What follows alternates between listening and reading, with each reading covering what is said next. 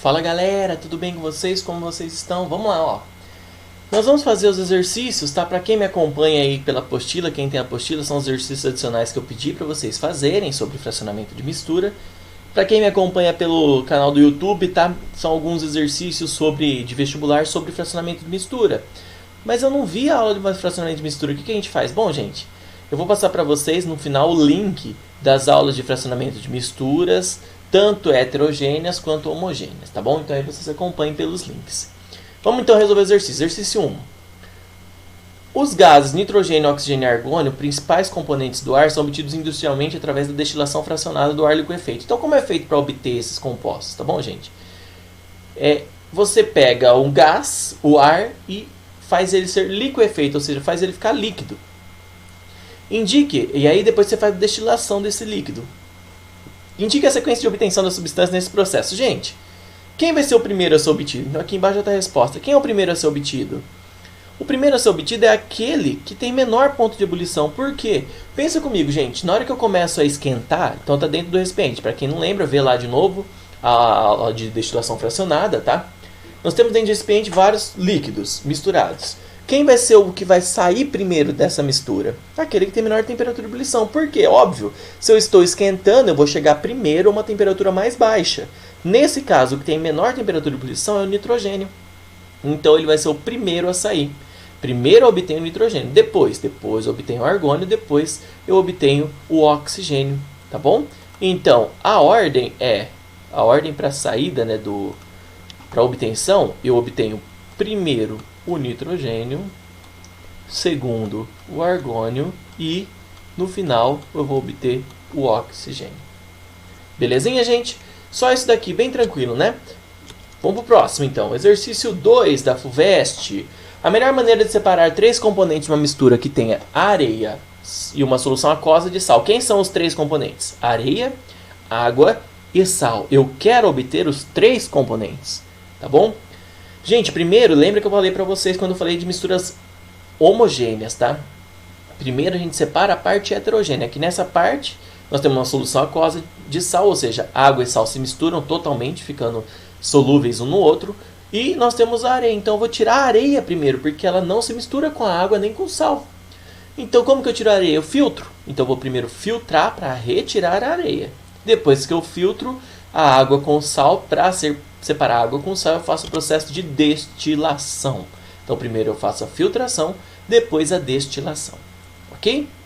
Exercício 3. Constitui materiais adequados para a montagem do aparelho de destilação simples. Para fazer a destilação simples, o que é necessário, gente? É necessário isso daqui. Um balão com saída lateral, tá? Esse balão com saída lateral, na verdade, ele não tem a necessidade absurda de ter ele é mais para controle da pressão ali dentro, tá bom? Mesmo porque o balão com saída de lateral, a gente no desenho que eu passei para vocês de destilação fracionada, destilação simples, ele não usou o balão de saída lateral, mas ele usou um balão embaixo e ele fez um tubo em cima que tem uma saída lateral. O balão com saída lateral seria a substituição desse balão no fundo e o tubo, os dois juntos sendo substituídos por um aparelho só, tá bom? Então esse balão com saída lateral, essa saída lateral sai em um condensador e esse condensador ele condensa o líquido, o gás, formando um líquido que é separado em um Erlenmeyer, tá bom? Pode ser separado num Becker, professor? Sim, pode ser separado num Becker, mas como ele quer os aparelhos que são necessários, então nós temos que ter um balão com algum tubo que tenha saída lateral, um condensador, um Erlenmeyer. Professor, mas eu não lembro disso, qual item que eu vou eliminar? Gente, a letra B e a letra C tem que ser eliminadas de cara. Por quê? Porque é necessário um condensador, tá bom? É necessário um condensador. Então vocês vão ficar entre A, D e E. Beleza? E aí que está a questão. Professor, mas eu não lembro o que é um balão volumétrico, nem o que é um quitasato.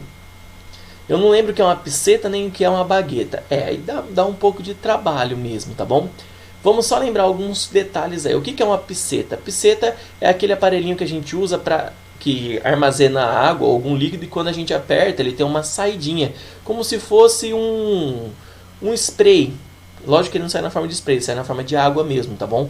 Então você aperta ele, ele goteja ou ele joga, ele faz o espirro da água ou da substância do líquido que a gente está trabalhando. Bagueta é um tubo de vidro, é um tubinho de vidro na forma...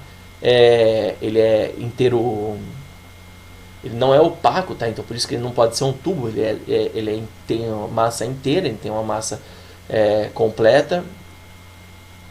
Certo? Então ele é maciço de vidro que serve para mexer. Tá bom? Então ele é uma varetinha de vidro, como se fosse uma vareta de vidro. O Kitasato, ele é um aparelho que ele é usado para filtração a vácuo, tá bom? Para quem não viu ainda, vai depois pesquisar para ver a foto do Kitasato. Ele é como se fosse um Erlenmeyer, que o Erlenmeyer é aquele tubo bonito, aquele tubo que você vê na química, tá bom? O Erlenmeyer é aquele tubo que ele é meio triangular, então o recipiente triangular. Então o Kitasato é um Erlenmeyer que tem uma saidinha de lado, tá bom? Vamos pro próximo. Exercício 5. O ciclo da água na natureza, relativo à formação de nuvens, seguida da precipitação da água na forma de chuva, pode ser comparado em termos de mudança de estado físico com o que ocorre a processo de purificação envolvido com a seguinte operação. Gente, pensa, a água está misturada, vamos pensar com a água do mar. A água do mar está misturada com o quê? Com sal, né, gente? Que processo que eu separo a água do sal? Porque na hora que a água ela evapora, forma a nuvem e cai na forma de água doce, água pura. Que processo é esse? Destilação, né? É o processo de destilação que a gente conhece. Então é essa que a gente compara a água, no ciclo da água, com o processo de destilação. Tem muitos outros processos aí no meio, mas o ciclo total seria a destilação. Exercício 6. A obtenção industrial de oxigênio e do nitrogênio é feita por destilação fracionada do ar. Então a gente pega o ar, liquefaz ele. Então, olha lá, comprimindo-se o ar fortemente, resfriando até a temperatura de 200 graus Celsius, ele se liquefaz. Então, esse ar começa a ser esquentado e a gente destila esse ar. Com base nos dados anteriores, podemos afirmar que... Quem sai primeiro, gente? Quem sai primeiro é o nitrogênio, né? Então, isso vai dar a letra B, olha lá. O primeiro gás a ser obtido é o nitrogênio, cujo ponto de ebulição é menos 196, porque ele tem a menor ponto de ebulição, então ele é o primeiro a sair. Foi o que eu expliquei no exercício 1. E a seguir vem o oxigênio, cujo ponto de ebulição é menos 183. Beleza? Próximo, exercício 7. A derrubada de uma série de recipientes em uma cozinha produziu uma grande mistura constituída de sal, água, azeite e pimenta do reino em grãos. Para se recuperar esse material, a mistura foi submetida a uma série de operações. A mistura foi submetida a uma série de operações que pode ser representada pelo fluxograma que está aí. Então o fluxograma é esse daqui, tá, gente? Então aqui dentro do quadradinho, esse é o fluxograma correto. A gente viu alguns fluxogramas anteriormente, mas isso é a maneira correta de desenhar um fluxograma, tá? Dentro do quadradinho a gente coloca as substâncias, na setinha ou no risco a gente coloca o processo, tá bom? Então ele quer saber 1, 2 e 3. A primeira mistura é homogênea ou heterogênea?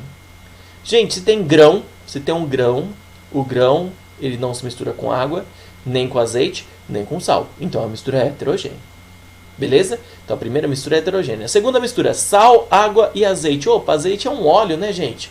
Óleo não se mistura com água, então é uma mistura heterogênea. Beleza? Terceiro processo, água e sal. Aí é homogêneo. Então, heterogênea, heterogênea e homogênea já deu a letra C. Mas vamos ver os processos que a gente faria. Bom, gente, primeiro a gente tem água, azeite e sal. Água com sal se mistura. O azeite não se mistura com a água, mas é líquida. Mas a gente tem uma pimenta do reino na forma de grão, que é sólida. Opa, tem uma coisa sólida aqui, eu faço uma filtração. Porque aí eu tiro a pimenta do reino. Sobrou sal, água e azeite. Azeite é oleoso, sal e água ficam no estado aquoso. Quando eu tenho óleo e água, eu faço uma decantação. Porque a decantação, em um funil de decantação, separa a água do óleo. Tá bom? Obtendo o azeite. Aí depois a água com sal, nós vamos fazer uma destilação para separar a água do sal. Beleza? Vamos para o próximo, exercício 8. O Brasil é um país privilegiado no que diz respeito ao estoque de água doce. Estima-se que 1.400.000 quilômetros cúbicos, o volume total de água na Terra, então nessa quantidade que tem um volume de água na Terra, cerca de 35.000 quilômetros cúbicos de água doce. Desses 35.000 quilômetros cúbicos, o Brasil possui 12%. Em alguns países, no entanto, a água doce tem que ser obtida pelo processo e de metodologias complexas e caras. Uma proposta recente sugere a utilização da energia geotérmica, então fluidos geotérmicos, para esquentar, tá? Para obtenção da água dessalinizada a partir da água salgada. O esquema a seguir, em que as setas indicam o fluxo, resume a metodologia a ser empregada. Então ali nós temos aqui desse canto entrando numa coisa A, saindo B. Aqui entra o líquido C, aqui entra um líquido, sai o líquido D, sai o líquido E. Beleza? Bom, considerando as informações do texto e o seu conhecimento químico, pode-se afirmar que nesse processo o fluido geométrico entra em quê? Gente, para que serve o fluido geométrico? O fluido geométrico ele serve para esquentar. Então ele vai esquentar onde? Entrando em A, saindo em B. Pode ver que esse recipiente aqui, onde entra A e sai em B, ele passa um tubo por dentro dele. Então ele não entra em contato com o que está dentro do tubo. O que ele está esquentando dentro do tubo? Água salgada, tá bom, gente? Então aqui dentro está passando água salgada. Da onde está saindo a água? Desse recipiente grandão, certo? Aí essa água salgada ela entra, vem por aqui, por essa região, passa por esse recipiente, dessa forma ela esquenta. Ela esquentando vem aqui para cima na forma gasosa. Aí esse tubo ele vai entrar em contato com o primeiro recipiente, mas não... Ele entra em contato com o primeiro recipiente, mas não sai por esse recipiente, tá bom? Então, ó... Ou melhor, o processo começa aqui atrás, né? É aqui atrás que ele está jogando a água, passando aqui por esses dois e entrando para esse tubo. Aqui nesse tubo é onde a água quente que está passando, essa água sofre o processo de destilação. Então aqui nós estamos fazendo o processo de destilação. Então, A e B é onde entra o fluido geotérmico e sai em B. A água salina entra em C, porque essa água ela vai passar por esses recipientes para serem resfriados, tá? Aí ela vai ser esquentada aqui, e aí esse tubo vai ficar extremamente quente, certo? Aí esse tubo ficando extremamente quente, o vapor de água vai lá para cima, vai entrar em contato com a água fria que está aqui dentro do tubinho C, ó. Dentro do tubo C está água salgada fria, tá bom? Então aqui o vapor de água vai entrar em contato com essa água fria, vai condensar, cair nesse prato, tá bom? Isso aqui é um prato, a gente chama de prato, é uma região onde a água vai cair. Lembrando, vou fazer o desenho porque é mais fácil vocês entenderem. A água, ela tá vindo por esse tubo, tá esquentando aqui, então aqui só vai ter o vapor de água, tá bom, gente? Esse vapor de água vai entrar em contato com a água que está nesse tubinho, que é o tubinho que está cercando aqui, ó, de C. Esse tubo tá frio, a água vai condensar e formar gotas de água doce. Essas gotas de água doce vão escorrer aqui, formar nesse recipiente, vai continuar para cá, tá bom? O que passar de água a vapor, pode passar por aqui ou pode passar aqui por baixo, vai continuar entrando em contato com a água quente, com o tubo frio. E aí, essa água quente vai de novo condensar e sair na parte D, certo?